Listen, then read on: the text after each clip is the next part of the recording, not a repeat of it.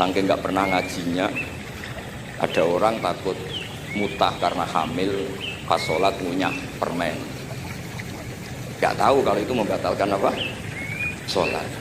Jadi banyak cerita-cerita nyun sewu tanpa ingin tangkis merendahkan hafidh-hafidhah kita, hamalatul Quran, hamilat ini ada masalah fikih keseharian. Kalau dulu itu udah ada. Kunna nata'allamul Quran, kunna utinal iman qoblal Quran. Kita ini dikasih iman dulu baru dikasih Quran, sehingga iman kita mantep. Baru belajar Quran. Fana ta'allamuha asro'aya asro'aya. Dulu kalau istilahkan Quran memang pakai dhamir muannas karena artinya ayat. Terus dan kita tidak beralih hatta nata'allama halalaha wa haromaha. Dan kita tidak beralih sebelum tahu halalnya mana, haramnya mana. Ini penting karena ada hal-hal yang sifatnya itu fatal kalau tidak ngerti. Misalnya tafsir, itu ada ayat wa min samaratin nakhili wal a'nabi tattakhiduna minhu sakaron. Ketika khamr belum diharamkan, itu masih Allah imtinan. Imtinan itu menyebut nikmat. Di antara nikmat itu disebut tattakhiduna minhu sakaron. Kamu itu kalau punya buah anggur bisa agak-agak ngefly. Dan itu bisa melupakan problem Anda. Kemudian ketika perang, itu orang Islam itu sadar, yang orang kafir itu agak sakau, agak sakaron. Kalah dia pede, yang orang Islam gak pede karena sadar. Akhirnya masih ada jawaban kul fi ma itsmun kabir wa manafi'u linnas, masuk terus kendel. Akhirnya ya sama-sama agak ngefly, sebagian ya gak semuanya. Sehingga haramnya khamr itu sampai 3 kali periode. Nah, pernah haram hanya kalau mendekati sholat, la taqrabus sholat wa antum sukaro. Tapi kalau mau sholat duhur ya nyakonya itu jam 7, jangan setengah 12, nanti masih kuliah ibal kafirun a'budu ma ta'budun wa antum abidun nama. Karena peristiwa itu baru terakhir diharamkan tanpa catatan. Nah hal-hal seperti ini misalnya saya ini Mbah Mus sering ngendikan, Pak Kures juga sering ngendikan, saya tidak percaya terjemah, kata Mbah Mus. Ya karena kalau terjemah itu berdiri sendiri, ada ayatun mansukhoh atau ahkamun sing mansukhoh atau hukmun sing mansuh. Kebetulan anak ini belajar yang mansuh, dia tidak ngerti nasihnya, yaitu terus dipegang, katanya memegang Al-Quran. Padahal hukum itu sudah diganti sama Allah Ta'ala, disebut nasah mansuh. Jika dulu kalau Sayyidina Ali ngecek beberapa masjid, ada guru atau ustadz, kamu pengajar Quran ya? Apakah kamu ngerti nasah mansuh? Enggak. Jawabnya Sayyidina Ali, halakta wa ahlakta. Kamu sendiri rusak dan kamu merusak orang lain. Nah, ketika di Kerapia itu ada Mbah Ali Maksum, Mbah Maimun itu sering cerita ke saya, dhisik itu Mbah Munawir saking kepingine santri Quran yang ngaji kitab. Itu kalau ada santri Lirboyo atau santri mana mulang muin itu Mbah Munawir ikut sebagai percontohan ben santri-santri itu seneng ngaji fikih. Terus kata Mbah Mun, saking kesemseme Mbah Munawir iku ambek wong alim, dilalah pisanan wong alim. Dulu Mbah Zaini pernah angsal keluarga Lirboyo, sehingga beliau punya dzurriyyah teng Lirboyo. Terus pisanan kalian Mbah Maksum, Nyai Hasyim angsal Bali Maksum, sehingga terus di Krapyak itu banyak orang-orang alim. Tapi terus Mbah Mun cerita, kabeh ono regane, Bali Maksum terus populer sebagai alim alama, sehingga yang ke Krapyak itu ya ora pati niat tahfidz, niate ngaji kitab. Singkat cerita di era itu ada Ki Abdul Qadir, tapi pondok Krapyak Bali Maksum terlalu populer sehingga terkenal ngaji sorof Bandungan. Sehingga dulu di Indonesia itu ada sorofnya Mbah Ali Maksum, ada sorofnya Mbah Maksum Ali Kuaron. Nah yang sorofnya Mbah Ali Maksum ya fa'ala yaf'ulu uf'ul. Kalau sorof di Mbah Maksum Kuaron fa'ala yaf'ulu fi'lan. Yang satu ngikuti fi'il itu ya harus jejer fi'il, yang satu ngikuti jurumiyah. Kalau yang dikatakan masdar itu sing yaji'u salisan, yang datang ketiga dalam tasrifnya fi'il. Sebab itu terus tradisi sorof tadi yang dalam apa itu latihan munakosah tadi diteskan anak-anak itu memang penting, karena kalau kita nanti belajar sab'ah, sorof itu segala-galanya. Misalnya qiraatun Nafi' itu bacanya fala yuhzinka qauluhum.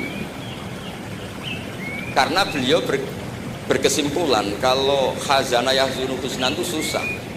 bukan menyusahkan. Yang makna menyusahkan itu af'ala yuf'ilu ifalan, sehingga qiraah apa ya antara fala yahzunka qaulum sama fala yahzunka qaulum. Tapi Imam Asim cara berpikir secara riwayat, tentu qiraah itu sunnatun mutaba'ah. Banyak lafaz yang sudah seperti itu sudah mutaaddi, kayak qatala yaqtulu qatlan itu qatala bukan aqtala. Sehingga beliau menganggap khazana yazunu sudah mutaaddi binafsih, jadi nggak perlu dibaca fala yahzunka qaulum, cukup dibaca fala yahzunka qaulum. Dan saya berkali-kali matur tentang teman-teman yang mengkaji Quran, kafa ayak fu'ukufan itu bacaannya Imam Nafi', karena memang yang maknanya mukafa'ah itu mahmuslam. Tapi orang Quraisy itu nggak suka hamzah, jika ditakhfif menjadi kafa ayak fa'ukufuan, meskipun mereka tahu kalau itu mahmuslam. Nah, Imam Asim di beberapa bentuk fi'il itu masih memahmuskan. Misalnya Allahu yastahzi'u bihi, di isim fa'il juga mustahzi'un. Tapi kalau masdar beliau bacanya huzuan, kufuan. Padahal di fi'ilnya bukan nabiun, tapi nabbi ibadi anni anal ghafur. Tapi di nabiun jadi nabiun, harusnya kan nabiun. Fa innan nabiyya man naba anillah. Dikatakan nabi itu orang yang menceritakan ketentuan Allah. Harusnya nabiun. Jika qiraatun Nafi' ya tetap wan nabiin, ya ayyuhan nabiu. Nah, berkahnya Mbah Munawwir orang terus menjadi tahu qiraat asal. Dan berkahnya Mbah Ali kemudian orang tahu duduk perkaranya. Kalau nabiun dari nabiun bimakna man akhbaro anillah. Dan terus berkahnya wow, kalau saya boleh GR berkah Gus Gofur kula berkah ngeten-ngeten iki duka Kiai Peres napa Kiai Media iki tetep. Berkah itu terus kula ngomong terus. Saya tidak khawatir salah, bukan karena saya maksum kan. Wong Islam pun pinter. Nak bener minallah, nak salah kok Gus Bah. Jadi kula niku umat belum. Jadi penak wong Islam niku penak. Kula niku sering tahajud nak donga ya Allah, kula niku pede mawon nerangno Quran. Mergo tiyang Islam pun sae. Nak bener jare jenengan, nak salah kula. Lah nak kula sing salah nggih sederhana mawon, kula abdun, kula kawula, kula nak donga nggih Rabbana dzalamna anfusana. Sebelum disalahkan orang juga saya sudah merasa salah.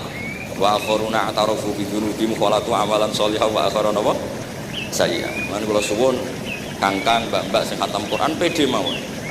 Bahwa yang Anda lakukan menghafal Quran itu sudah benar.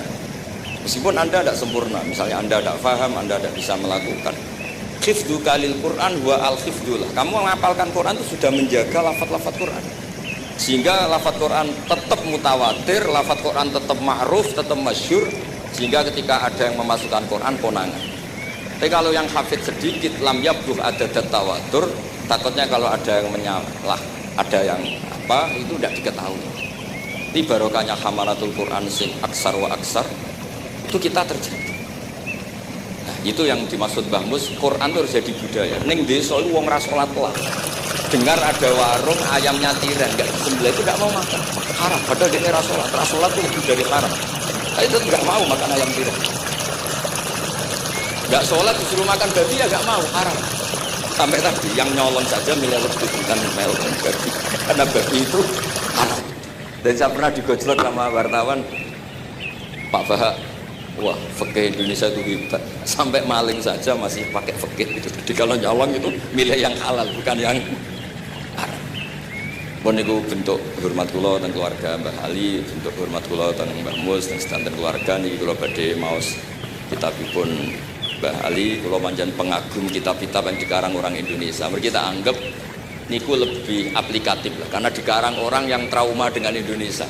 Kemudian setelah trauma ingin membenahi Indonesia. Misalnya jenengan ngertos sesajen, mbok haramno iku tradisi, mbok barno iku sawangane kok dekati sirik ning pinggir wit gede. Akhirnya dimodifikasi, mangan-mangan, kumpul-kumpul tapi tahlilan. Lah masuk tahlilan la ilaha illallah barani kalimatu syirkin. La ilaha illallah itu kalimatu syirkin kalau dilafatkan di bawah pohon. Terus piye logikane? Kalau bolak-balik matur. Hadil kalimah sara bihal kafiru mukminan. Fakaifa saral mukminu kafiran juga bihadil kalimah. Itu logikanya enggak ketemu. Orang yang kafir puluhan tahun saja sekali melafatkan la ilaha illallah Muhammadur Rasulullah qul lil ladzina kafaru iyantahu yufar lahum ma qad selesai sara mukminan. Bihadil kalimah. Kemudian kalimah yang sama ketika kita baca dianggap kita ini kafir juga biadil kalimah. Akhirnya dengan modifikasi khas Indonesia, kearifan Indonesia tetap sesajen